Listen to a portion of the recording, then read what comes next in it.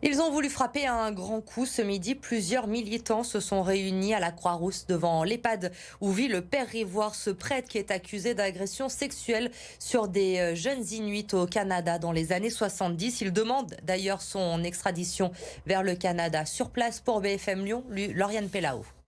Ici vit le prêtre Johannes Rivoire. Il a violé des enfants inuits et nous exigeons qu'il soit jugé. Voici les quelques mots que les militants du collectif Bibrev ont écrits aujourd'hui sur les murs de cette EHPAD. Des militants en colère et pour cause, le prêtre Johannes Rivoire, accusé de viol d'enfants d'Inuits, échapperait à la justice depuis près de 30 ans. Il vivrait dans cette EHPAD à Lyon et son extradition pour être jugé au Canada, là où les faits se seraient produits, a été refusé par la France. C'est pourtant tout ce que demandent les militants du collectif Bibrev. Écoutez.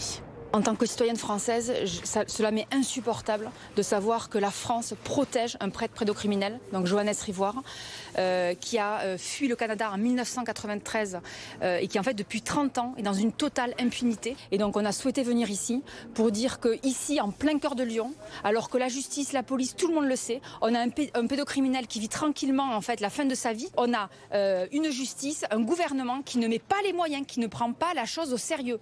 Et donc ce que nous voulons, c'est que la France livre Johannes Rivoire à la justice canadienne et que la justice arrête d'être à genoux devant l'Église.